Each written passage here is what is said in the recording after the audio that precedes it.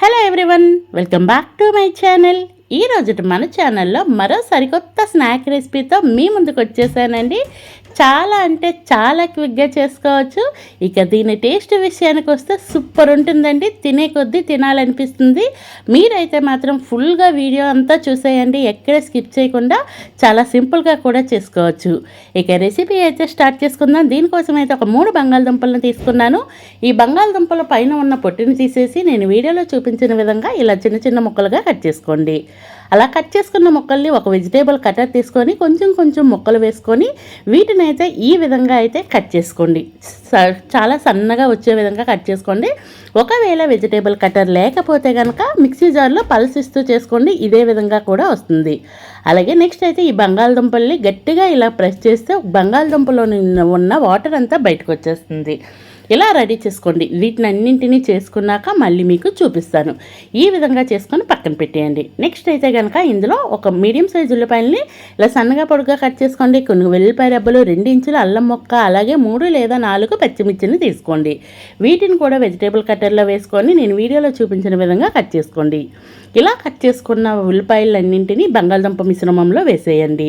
అలాగే ఇందులోనైతే 1 స్పూన్ వరకు ధనియాలని కాస్త కచ్చాగా దంచేసి వేసుకోండి. ఫ్లేవర్ అయితే చాలా బాగుంటుంది.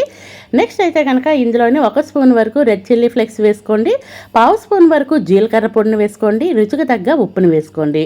అలాగే ఇందులో సన్నగా కోసుకున్న కొత్తిమీర తరుగును కాస్తంత ఎక్కువగానే వేసుకోండి, టేస్ట్ అయితే బాగుంటుంది.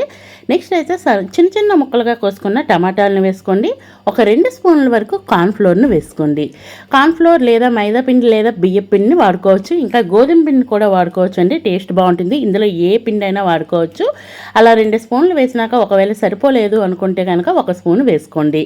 బంగాళదుంపల్ని ఎంత గట్టిగా ప్రెస్ చేసి వాటర్ తీసేస్తే మనకి పిండి అనేది అంత తక్కువ పడుతుంది. ఇలా కలుపుకున్న తర్వాత నేను వీడియోలో చూపించిన విధంగా చిన్న చిన్న ముద్దలు తీసుకొని చేతిలో ఇలాగా వేరే చేతిలో ఇలా ప్రెస్ చేసుకోండి. లేదంటే ఒక పాలిథిన్ కవర్ పైన కానీ లేదంటే ఒక ప్లేట్ పైన కానీ ఇలాగా ఒక అప్పాల్లాగా అయితే రెడీ చేసుకొని ఈలోపే నేనైతే డీప్ ఫ్రై కాదండి, షాలో ఫ్రై చేసుకుందాం. వీటిని స్టవ్ వెలిగించి ఒక ప్యాన్ పెట్టేసుకొని ఒక 3-4 స్పూన్ల వరకు నూనె వేసుకోండి. నూనె వేడైనాక ఇలా రెడీ చేసేసి మన కళాయిలో ఎన్ని సరిపోతాయో అన్నింటినీ వేసుకోండి. అలాగే 1 సైడ్ కాలినాక రెండో వైపు అయితే టర్న్ చేసుకుందాం. అలాగే ఈ లోపైతే మీకు చిన్న రిక్వెస్ట్ అండి, మన ఛానల్ ఇంతవరకు ఎవరైనా సబ్స్క్రైబ్ చేయకుండా చూస్తే ప్లీజ్ అండి సబ్స్క్రైబ్ చేయండి. అలాగే వీడియో నచ్చితే లైక్ చేయండి. ఖచ్చితంగా మీ ఫ్రెండ్స్ అండ్ ఫ్యామిలీ మెంబర్స్కి షేర్ చేయండి. నెక్స్ట్ ఇది ఎవరైనా ట్రై చేస్తే కనుక ట్రై చేసినాక రెసిపీ ఎలా వచ్చిందో ఖచ్చితంగా ఒక కామెంట్ బాక్స్ ద్వారా తెలియచేయండి.